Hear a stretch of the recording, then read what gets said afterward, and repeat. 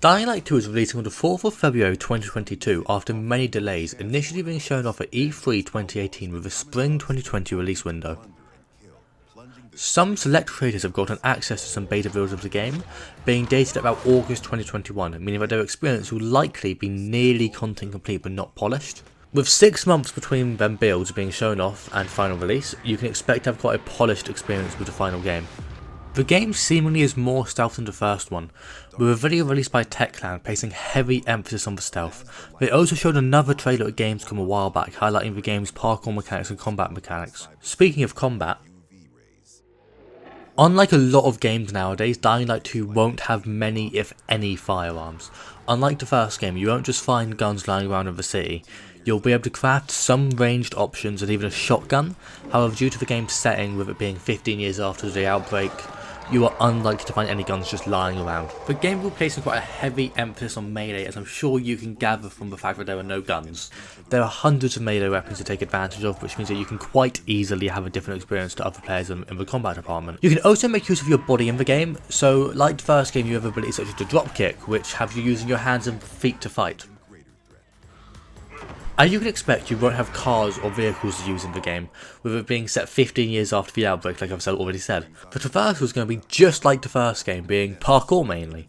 It will be expanded on compared to the first game, with wall running just as an example. It will have double the moves as the first game with over 3,000 animations. The grappling hook will make its grand return, with it supposedly having less of a zipline feel as in the first game, with it being more as if you're swinging around the city. Not quite Spider-Man, but you know, you're going to be a lot more into it, there'll be a lot more flow involved. It will also have a paraglider in the game, which will allow you to fly around the city. Okay, so, in Dying Light 2, you take the role of Aiden Caldwell. You are infected and are looking for a cure in a place known only as the City. Your interactions with various factions will affect on how the story goes, and the world you play in. Like said, this is set 15 years after the initial outbreak. So, there will be a lot less zombies, with the city being mainly inhabited by survivors.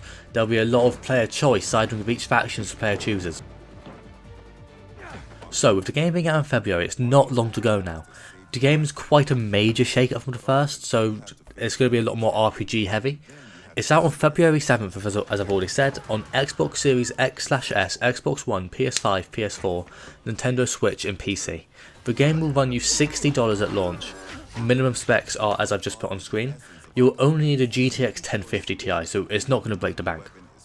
Anyway, thank you for watching. If you enjoyed the video and want to learn more on upcoming releases such as this one, the new Saints Row, or even The Witcher Season 3 as we get more info on it, don't forget to subscribe as I'll be making these videos every other week. Thank you for watching, and if you have any questions leave them in the comments and I'll try and get you an answer. Thank you, goodbye.